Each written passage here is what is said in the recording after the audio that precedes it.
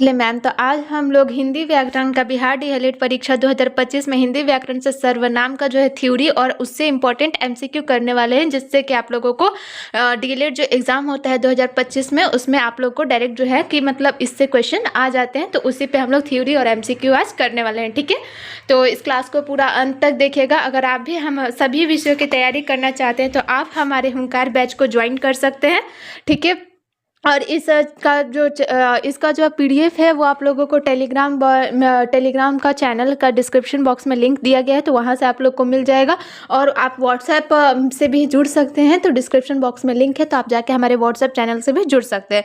तो चलिए आज के क्लास को हम लोग स्टार्ट करते हैं। तो सबसे पहले हम लोग थ्योरी देखेंगे, उसके बाद ही हम लोग एमसीक्यू पे जाएंगे, ठीक है।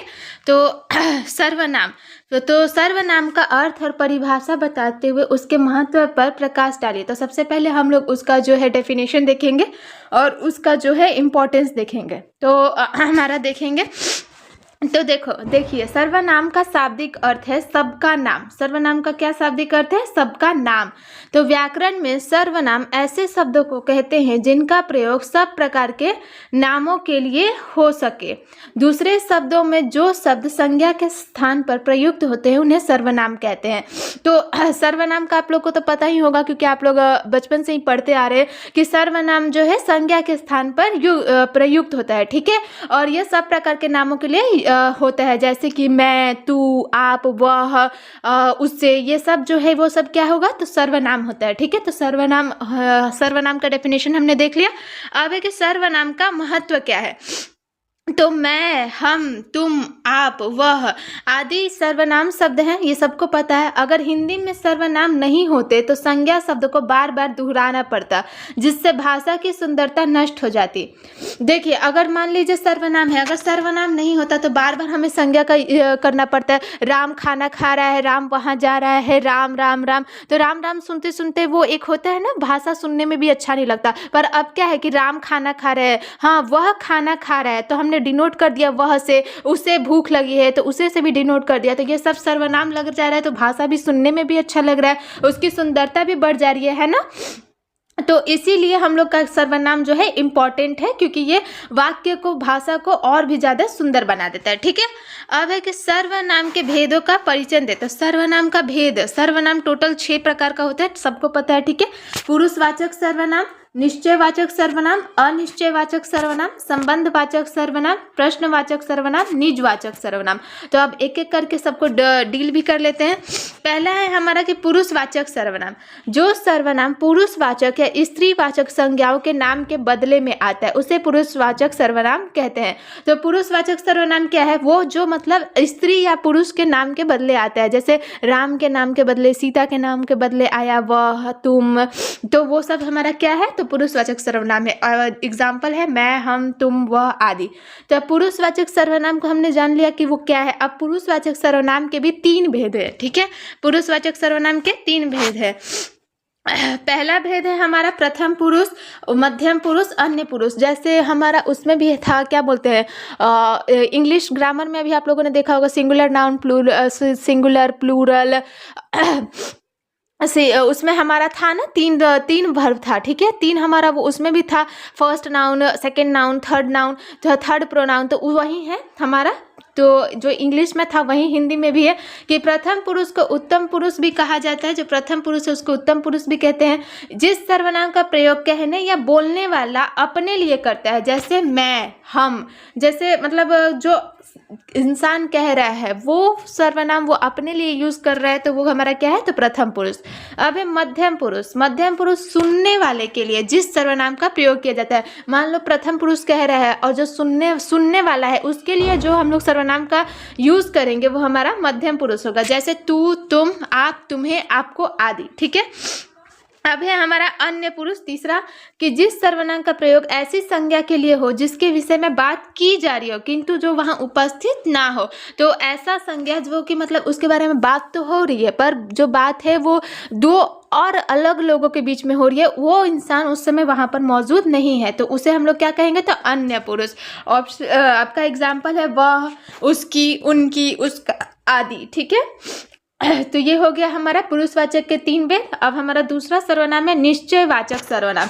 निश्चयवाचक सर्वनाम जिससे निश्चित व्यक्ति, वस्तु या भाव का बोध हो उसे निश्चयवाचक सर्वनाम कहा जाता है। अब निश्चयवाचक सर्वनाम जो होता है एक निश्चित व्यक्ति या फिर मतलब किसी वस्तु या भाव के लिए जो है यूज होता है, ठीक है। जैसे में यह, वह, ये, वे, आप आदि, ठीक है। अब है अनिश्चयवाचक सर्वनाम। तो अनिश्चयवाचक निश्चयवाचक का जस्ट अपोजिट। इसमें जो है कोई भी निश्चित व्यक्ति या वस्तु का भाव का बोध नहीं होगा तो उसे हम लोग अनिश्चयवाचक सर्वनाम कहेंगे। जैसे कोई, कुछ, ठीक है। संबंधवाचक सर्वनाम जिस सर्वनाम से वाक्य में आई संज्ञा के साथ संबंध स्थापित किया जाए उसे संबंधवाचक सर्वनाम कहा जाता है। तो संबंधवाचक सर्वनाम सबको समझ में आ ही रहा है कि जो संज्ञा है उसके साथ संबंध स्थापित होगा, मतलब कुछ भी संबंध जो है बनेगा तो उसे हम लोग क्या कहेंगे, तो संबंधवाचक सर्वनाम। जैसे जो, सो, जिन, तीन, इस प्रकार के सर्वनाम वाक्य में एक दूसरे के बाद आते हैं। जैसे जो करेगा सो भरेगा, जो करेगा सो भरेगा, तो इसमें एक संबंध स्थापित हो रहा है ना, तो यह हमारा क्या है, तो संबंधवाचक सर्वनाम। अब है हमारा प्रश्नवाचक सर्वनाम। तो जिस सर्वनाम का प्रयोग प्रश्न करने के लिए किया जाता है उसे प्रश्नवाचक सर्वनाम कहा जाता है। जैसे कौन, क्या, तो इसमें तो कुछ बताने की जरूरत नहीं है, सबको पता है कि ऐसा सर्वनाम जो कि मतलब प्रश्न पूछने के लिए यूज हो रहा है तो उसे हम लोग क्या कहेंगे, तो प्रश्नवाचक सर्वनाम। अब है निजवाचक सर्वनाम। जिस सर्वनाम से स्वयं या निज का बोध हो उसे निजवाचक सर्वनाम कहते हैं। मतलब इसमें जो है इस सर्वनाम से आपको स्वयं या फिर अपनेपन का जो बोध होगा उसे हम लोग निजवाचक कहेंगे। जैसे आप, स्वयं, तो निजवाचक सर्वनाम का प्रयोग वक्ता अपने लिए करता है, ठीक है। जो भी इंसान बोल रहा है वो अपने लिए करेगा। जैसे मैं स्वयं यह काम करूंगा, मैं स्वयं यह काम करूंगा, तो ये निज क्या बोलते हैं, स्वयं का बोध हो रहा है, तो ये हमारा क्या है, तो निजवाचक सर्वनाम है, ठीक है। तो अब हम लोगों ने जो है सर्वनाम का थ्योरी कर लिया, तो अब इससे रिलेटेड हम लोग कुछ एमसीक्यूज भी कर लेते हैं, ठीक है। तो चलिए स्टार्ट करते हैं। सबसे पहला हमारा क्वेश्चन है कि जिस सर्वनाम का प्रयोग प्रश्न करने के लिए किया जाता है उसे कहा जाता है। अभी हम लोगों ने पढ़ा पुरुषवाचक सर्वनाम, निश्चयवाचक सर्वनाम, प्रश्नवाचक सर्वनाम, संबंधवाचक सर्वनाम। तो जिस सर्वनाम का जो प्रयोग है प्रश्न करने के लिए किया जाता है तो उसे क्या कहा जाता है, तो उसे प्रश्नवाचक सर्वनाम कहा जाता है। जो भी मतलब सर्वनाम है प्रश्न अगर पूछने के लिए किया जा रहा है तो उसे हम लोग क्या कहेंगे, तो प्रश्नवाचक सर्वनाम। अभी हमने थ्योरी में पढ़ा है, ठीक है। अब अगला क्वेश्चन है कि जिस सर्वनाम से स्वयं या निज का बोध हो उसे कहते हैं। अभी ये वाला क्वेश्चन भी अभी ही हम लोगों ने जस्ट अभी फिलहाल ही किया कि जिस सर्वनाम से स्वयं या निज का बोध हो उसे कहते हैं पुरुषवाचक सर्वनाम, निजवाचक सर्वनाम, प्रश्नवाचक सर्वनाम, संबंधवाचक सर्वनाम। तो इसका आंसर क्या होगा, तो इसका आंसर होगा हमारा निजवाचक सर्वनाम। स्वयं या निज का जब बोध होगा तो उस सर्वनाम को हम लोग क्या कहेंगे, तो निजवाचक सर्वनाम कहेंगे, ठीक है। अब अगला क्वेश्चन है कि निम्नांकित में प्रथम पुरुष कौन है। जो प्रथम है वो कौन है। प्रथम पुरुष में हमारा क्या था, अपने लिए स्वयं के लिए बात किया जा रहा था, तो तुम, आप, वह, हम। तो इसमें हमारा प्रथम पुरुष क्या होगा, तो प्रथम पुरुष यहाँ पर क्या होगा हमारा, तो प्रथम पुरुष यहाँ पर हमारा हो जाएगा हम। तो हम हमारा यहाँ पर प्रथम पुरुष है, ठीक है। हम हमारा राइट आंसर है, ठीक है। तो अब अगले क्वेश्चन की तरफ बढ़ते हैं। अब अगला क्वेश्चन है कि निम्नांकित में मध्यम पुरुष कौन है। मध्यम पुरुष में कौन था, तो मध्यम पुरुष में जो है दूसरा व्यक्ति, तो मैं, हम, तुम, उसकी। तो निम्नांकित में हमारा मध्यम पुरुष कौन सा है, तो मध्यम पुरुष हमारा तुम है, ठीक है। ऑप्शन नंबर सी यहाँ पर करेक्ट है। अब अगला क्वेश्चन है कि निम्नांकित में अन्य पुरुष कौन है। जो थर्ड था तो मैं, हम, वह, आप।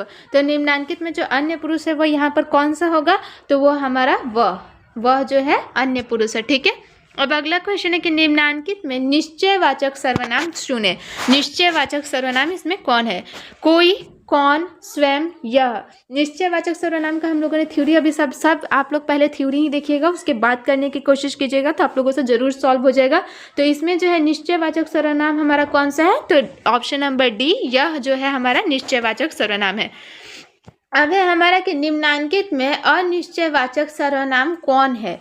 यह, वह, आप, कुछ। तो जो है हमारा अनिश्चयवाचक सर्वनाम कौन सा है? तो कुछ।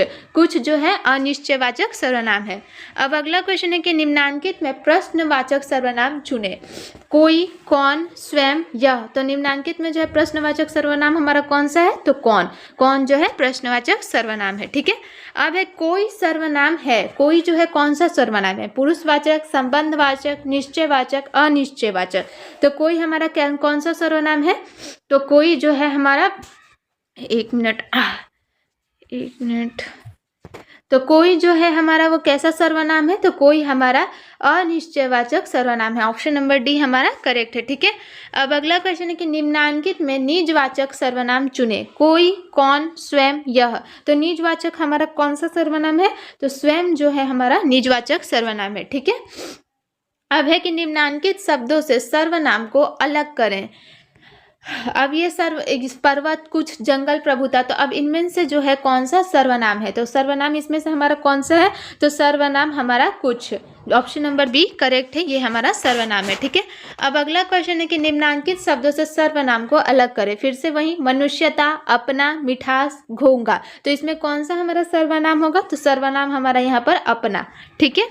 अब अगला क्वेश्चन है कि जिसकी लाठी उसकी भैंस, यहाँ रेखांकित शब्द का सर्वनाम बताएं। ये जो रेखांकित है उसमें से मतलब यहाँ पर शायद रेखा करना भूल गए हैं, मतलब कुछ मिसप्रिंट हुआ है। ठीक है। तो उसकी जो है हमें बताना है, उसकी कौन सा जो है ये है। तो पुरुषवाचक सर्वनाम, निश्चयवाचक सर्वनाम, अनिश्चयवाचक सर्वनाम, संबंधवाचक सर्वनाम।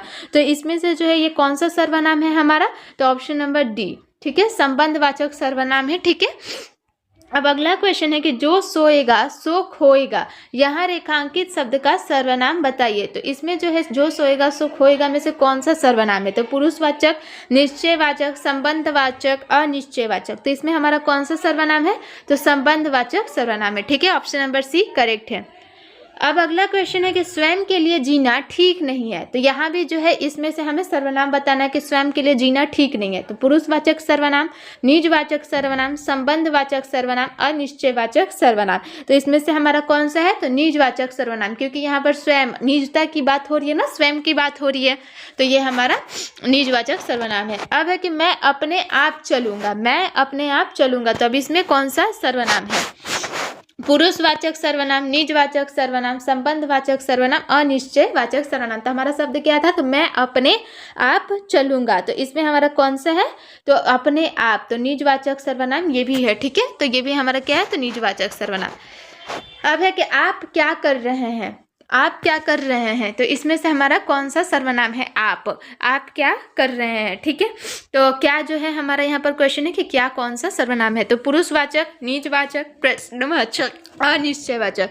तो आप क्या कर रहे हैं, क्या क्वेश्चन पूछ रहा है, तो हमारा ये कौन सा सर्वनाम है? तो प्रश्नवाचक सर्वनाम है। ठीक है। अब अगला क्वेश्चन है कि होली मिलन में आप सादर आमंत्रित हैं। होली मिलन में आप सादर आमंत्रित हैं। आप यहाँ पर कौन सा है? तो पुरुषवाचक, निजवाचक, प्रश्नवाचक, अनिश्चयवाचक। तो होली मिलन में आप सादर आमंत्रित हैं, तो ये कौन सा है? तो पुरुषवाचक सर्वनाम है। ठीक है। अब अगला क्वेश्चन है कि मैं शब्द निम्नलिखित में कौन सा है? संज्ञा, सर्वनाम, विशेषण, क्रिया। तो ये तो बताने की भी जरूरत नहीं है, आप लोग को सबको पता ही है कि मैं जो है सर्वनाम है। ठीक है। अब अगला है कि यह शब्द कौन सा सर्वनाम है? पुरुषवाचक, संबंधवाचक, निश्चयवाचक, अनिश्चयवाचक। तो पुरुष कौन सा है हमारा? तो यह जो है हमारा कौन सा है? तो यह हमारा निश्चयवाचक सर्वनाम है। ठीक है। अब अगला क्वेश्चन है कि शायद दरवाजे पर कोई है। तो कोई है। ठीक है। कोई जो है हमें बताना कि कोई कौन सा सर्वनाम है? पुरुषवाचक, संबंधवाचक, निश्चयवाचक, अनिश्चयवाचक। तो ये तो सबको पता ही है। यहाँ पर कोई कह रहा है, कोई मतलब यहाँ पर कुछ भी ये क्लियर नहीं है कि कौन है दरवाजे पे। तो अनिश्चयवाचक सर्वनाम है ये हमारा। अब है कि वहाँ कौन गया है, कौन बताना है कि कौन सा सर्वनाम है? पुरुषवाचक, प्रश्नवाचक, निश्चयवाचक, अनिश्चयवाचक। तो ये कौन सा सर्वनाम है हमारा? तो प्रश्नवाचक सर्वनाम। ठीक है। अब अगला क्वेश्चन है कि वह काम बिगाड़ दिया। सर्वनाम से वाक्य पूरा कीजिए। वह काम बिगाड़ दिया। तो कौन से सर्वनाम से वाक्य पूरा हो जाएगा? वह, तुम, उसने, मैं। वह काम बिगाड़ दिया। तो यहाँ पर क्या वह सही है? नहीं ना। तो ये यहाँ पर कौन सा हमारा सर्वनाम लगेगा? तो उसने जो है हमारा राइट आंसर है, उसने काम बिगाड़ दिया। ठीक है। अब अगला क्वेश्चन है कि डैश आकर मेरी सहायता करे। तो रिक्त स्थान पे जो सर्वनाम बताना है, वह आकर मेरी सहायता करे, तुम आकर मेरी सहायता करे, उसने आकर मेरी सहायता करे, आप आकर मेरी सहायता करे। तो यहाँ पर कौन सा सर्वनाम हमारा लगेगा? तो यहाँ पर हमारा आप आकर मेरी सहायता करे। ठीक है, तो ये होगा हमारा सर्वनाम लग गया। अब है फिर से वही, मुझे डैश खाने को दीजिए, मुझे वह खाने को दीजिए, मुझे कुछ खाने को दीजिए, मुझे उसने खाने को दीजिए, मुझे मैं खाने के दीजिए। तो यहाँ पर क्या होगा हमारा? तो यहाँ पर मुझे कुछ खाने को दीजिए। तो ये सर्वनाम जो है यहाँ पर यूज होगा। ठीक है, कुछ। अब अगला क्वेश्चन है कि जी पर संज्ञा के स्थान जो पर प्रयुक्त होते हैं उसे कहते हैं। जी पर संज्ञा के स्थान पर जो प्रयुक्त होते हैं उसे क्या कहते हैं? संज्ञा, विशेषण, सर्वनाम, लिंग। तो क्या कहते हैं उसे? तो उसे सर्वनाम कहते हैं। ये तो सबको पता ही है, अभी हम लोगों ने थ्योरी किया। सर्वनाम के टोटल कितने भेद हैं? 4, 5, 6, 7। तो सर्वनाम के टोटल कितने भेद हैं? तो 6। ऑप्शन नंबर सी करेक्ट है। अब अगला है कि जो सर्वनाम पुरुषवाचक या स्त्रीवाचक संज्ञाओं के नाम के बदले में आता है उसे कहते हैं पुरुषवाचक, निश्चयवाचक, अनिश्चयवाचक, संबंधवाचक। तो क्या कहते हैं? तो पुरुषवाचक सर्वनाम कहते हैं। ठीक है, अब अगला क्वेश्चन है कि जिस सर्वनाम का प्रयोग कहने या बोलने वाला अपने लिए करता है उसे क्या कहते हैं? तो प्रथम पुरुष, मध्यम पुरुष, अन्य पुरुष, इनमें से कोई नहीं। तो कौन क्या होगा यहाँ पर? तो यहाँ पर प्रथम पुरुष जो है अपन कहने या बोलने वाला के लिए अपने लिए प्रयुक्त करता है। ठीक है, फिर है कि सुनने वाले के लिए जिस सर्वनाम का प्रयोग किया जाता है वो कौन सा है? तो प्रथम, मध्यम, अन्य। तो कौन सा होगा यहाँ पर? तो मध्यम पुरुष जो है सुनने वाले के लिए यूज होता है। ठीक है, अब अगला है कि जिस सर्वनाम का प्रयोग ऐसी संज्ञा के लिए हो जिसके विषय में बात की जा रही हो और किंतु जो वहाँ उपस्थित ना हो, तो ऐसे सर्वनाम को क्या कहा जाता है? तो ऐसे सर्वनाम को अन्य पुरुष कहा जाता है। ठीक है, तो सी जो है हमारा राइट आंसर है। अब है कि जिससे निश्चित व्यक्ति, वस्तु या भाव का बोध हो उसे कहा जाता है पुरुषवाचक, निश्चयवाचक, अनिश्चयवाचक, संबंधवाचक। तो ये तो सबको पता ही होगा कि क्या कहा जाता है? तो निश्चयवाचक सर्वनाम कहा जाता है, क्योंकि निश्चित व्यक्ति का बोध हो रहा है तो ये हमारा निश्चयवाचक सर्वनाम है। ठीक है, अब अगला क्वेश्चन है कि जिससे किसी निश्चित व्यक्ति, वस्तु या भाव का बोध न हो, तो हो रहा है तो निश्चय, नहीं हो रहा है तो अनिश्चयवाचक सर्वनाम। ठीक है, तो ऑप्शन नंबर सी करेक्ट है। अब अगला क्वेश्चन है कि जिस सर्वनाम से वाक्य में आए संज्ञा के साथ संबंध स्थापित किया जाए उसे कहा जाता है पुरुषवाचक, निश्चयवाचक, अनिश्चयवाचक, संबंधवाचक। तो उसे क्या कहा जाता है? तो संबंधवाचक सर्वनाम उसे कहा जाता है। ठीक है, अब है हमारा लास्ट क्वेश्चन। ठीक है, कि दूध में डैश पड़ गया तो कौन सा सर्वनाम लगेगा? तो कुछ, दूध में कुछ पड़ गया, दूध में तुम पड़ गया है, दूध में उसने पड़ गया है, तो दूध में मैं पड़ गया है। तो यहाँ पर क्या होगा? तो दूध में कुछ पड़ गया है। ठीक है, तो बस आज के क्लास के लिए इतना ही। तो उम्मीद है आप लोगों को आज का क्लास समझ में आया होगा। तो आप लोग सबसे पहले थ्योरी करेंगे, उसके बाद ही ऑब्जेक्टिव्स करेंगे। तो बस आज के क्लास में इतना ही। इसका जो है PDF आप लोगों को डिस्क्रिप्शन बॉक्स में टेलीग्राम चैनल का लिंक दिया गया है, वहाँ से जाकर जुड़ जाइए, मिल जाएगा। ठीक है, थैंक